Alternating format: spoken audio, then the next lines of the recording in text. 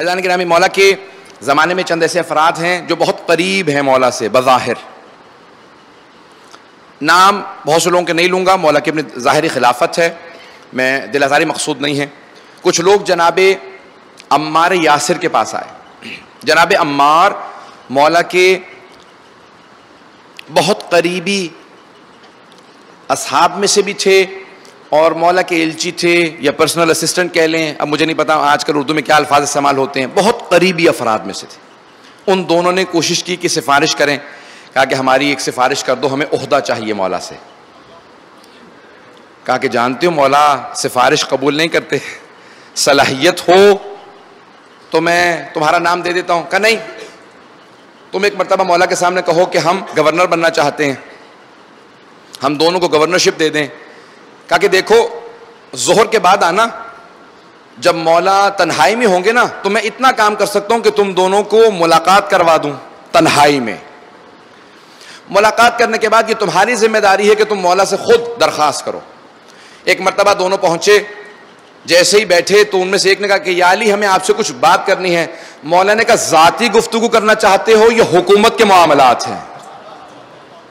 کہا کیا فرق پڑتا ہے؟ کہا نہیں فرق پڑتا ہے، اگر ذاتی گفتگو ہے تو پھر میں دوسرا چراغ جلاؤں گا جو میرے پیسوں سے ہے، کیونکہ یہ جو چراغ جل رہا ہے اس تاریک حجرے کے اندر یہ بیت المال کے پیسوں سے جلایا گیا. پتہ نہیں میں پہنچا پایا ہوں یا نہیں. مولا نے کہا میں اس چراغ کو استعمال نہیں کروں گا جو بیت المال کے پیسوں سے لگا اگر ذاتی گفتگو کے لیے آئے ہو. کہا کہ ذاتی تو نہیں ہے، حکومت کے معاملات بھی ہیں اور کچھ ہمارے ذاتی معاملات بھی ہیں. مولا نے کہا جلدی بات کرو اگر کوئی ضروری بات ہے. کہا یا علی سنا ہے کہ آپ نے کوفے اور بصرے کا کسی کو گورنر نہیں بنایا. کہا بالکل صحیح سنا ہے.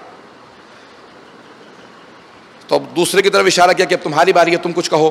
اس نے کہا یا علی ہم دونوں خدمت کے لیے حاضر ہیں اگر آپ چاہیں. مولا نے کہا اگر تم دونوں کی خدمت چاہیے ہوگی میں خود بتا دوں گا، ابھی خدمت درکار نہیں ہے، آپ دونوں جا سکتے ہیں.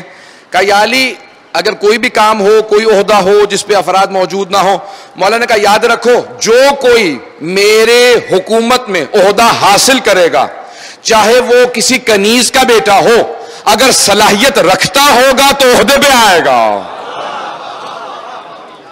اور اگر صلاحیت نہیں رکھتا ہوگا تو چاہے وہ قریش سے ہو، سردار ہو، اسے کوئی عہدہ نہیں ملنے والا. دونوں اٹھے اور باہر نکلنے کے بعد آپس میں کلام کرنے لگے. کہا کیا ہوگا تمہارے خیال میں ہمیں عہدہ ملے گا؟ اس نے کہا نہیں میں نے تو یقین کر لیا ہمیں عہدہ ملنے والا نہیں ہے. اس نے کہا نہیں میں ابھی بھی امید لگائے بیٹھا ہوں، اتنی قریبی رشتہ داریاں ہیں ہم لوگوں کی، چاہے چلو کہیں سے بھی ہوں لیکن بہرحال اب رشتہ تو بنتا ہے ہمارا، کسی طریقے سے کوئی عہدہ ملنا چاہیے. عزیزان گرامی مولا نے عہدے تقسیم کیے. جب عہدے ان دونوں کو نہیں ملے تو یہ دوسری طرف جا کے مل گئے اور کہا اب علی ابن ابی طالب کے خلاف جنگ کریں گے. لوگوں نے پوچھا آپ تو بہت چاہنے والے تھے. کہا نہیں کیونکہ ہمیں عہدے نہیں ملے اب ہم اس طرف جا رہے ہیں. بہت سے لوگوں کی محبت تب تک ہوتی ہے جب تک انہیں عہدہ ملتا رہے. مولا فرماتے ہیں یہ ایمان کی علامت نہیں ہے، یہ دنیا داری کی علامت ہے. ایمان کی علامت یہ ہے کہ کچھ بھی چھن جائے لیکن تم میری ولا سے جدا نہیں ہوگے. عزیزان گرامی پیغمبر کی حدیث ہے کہ یا علی ایک منافق چاہے آپ اسے سونے کا پہاڑ تحفے میں دے دیں، بہت بڑا جملہ، بہت بڑی حدیث ہے.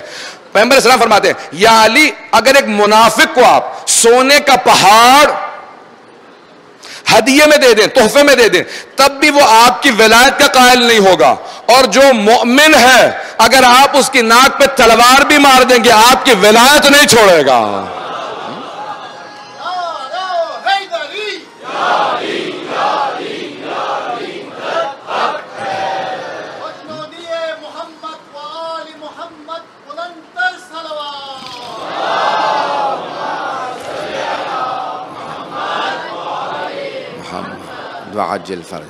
عزیزان گرامی ہم ایسے امام کے ماننے والے ہیں کہ جن کی عدالت پوری دنیا میں مشہور ہے. آج بھی مثال دی جاتی ہے تو عدالت علوی کی مثال دی جاتی ہے، مولا کے فیصلوں کی مثال دی جاتی ہے.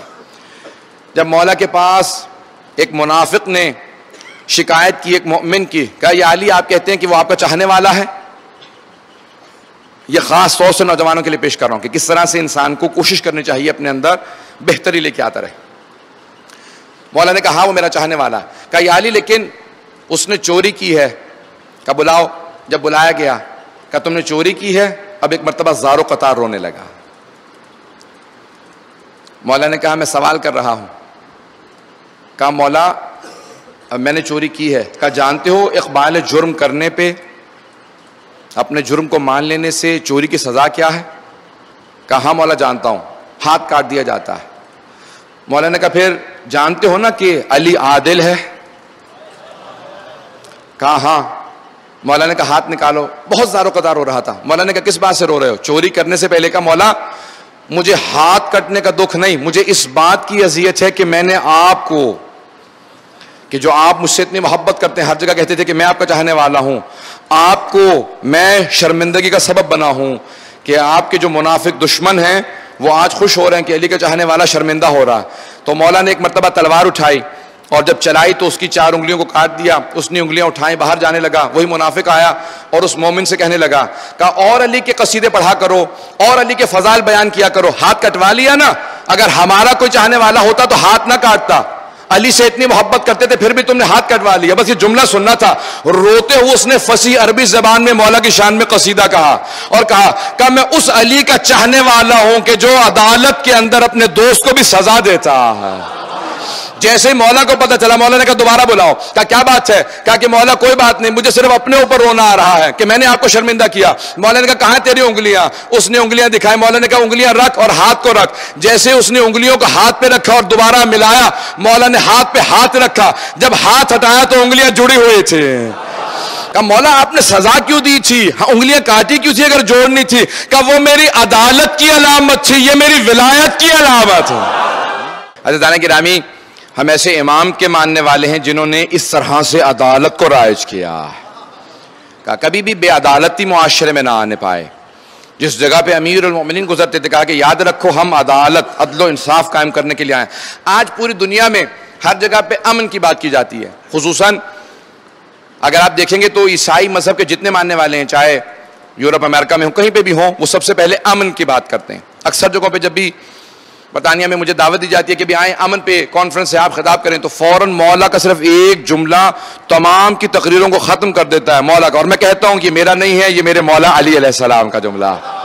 ایک جملہ ہر چیز کو. کہ امن ہو ہی نہیں سکتا جب تک کہ دنیا میں عدالت نہ ہو.